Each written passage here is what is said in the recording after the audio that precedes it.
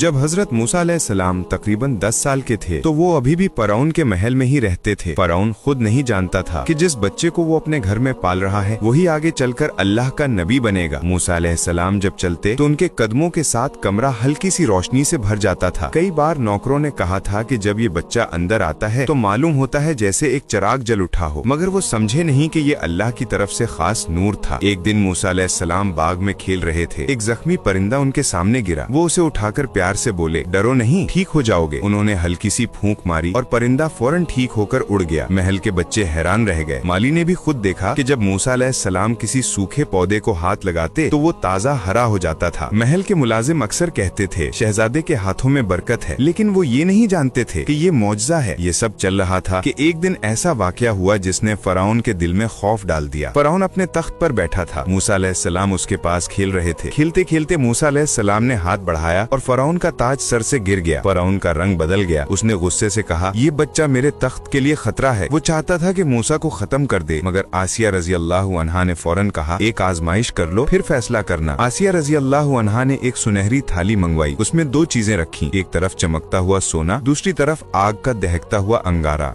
उन्होंने मूसा अलैहिस्सलाम के सामने थाली रख दी। अगर मूसा अलैहिस्सलाम सोना उठाते तो फरौन उन्हें जान से मार देता। कमरे में सन्नाटा छा गया। सिपाहियों की निगाह मूसा अलैहिस्सलाम पर टिकी हुई थी। उसी लम्हे अल्लाह का फरिश्ता आया और उसने मूसा अलैहिस्सलाम का हाथ अंगारे की तरफ मोड़ दिया। मूसा अलैहिस्सलाम ने अंगारा उठाया और बचने के लिए उसे मुंह में डाल लिया। उनकी जबान थोड़ी झुलस गई और उसी वजह से उनकी जबान में अटक आ गई थी। ये अल्लाह की तरफ से मौजज़ा भी था और हिफाजत भी। फरौन ये देखकर हैरान रह गया। उसे लगा कि बच्चा नादानी में अंगारा उठा बैठा है। वो खामोश हो गया। उसका दिल नरम तो ना हुआ, मगर डर जरूर बैठ गया। इस दिन के बाद मूसा से कोई खतरा ना समझा गया, लेकिन दुनिया जानती थी कि अल्लाह जिसे बचाना चाहे उसे फरौन जैसे जालिम के घर भी महफूज रखता है। महल में हर कोई इस बच्चे से मोहब्बत करने लगा। हर चीज उनके हाथ से बरकत पाती थी। उनका बचपन नूर से रोशन था और वो बढ़ते बढ़ते उस अजीम नबी बनने जा रहे थे जिसके हाथों अल्लाह ने बड़े बड़े मौजज़ात दिखाने थे।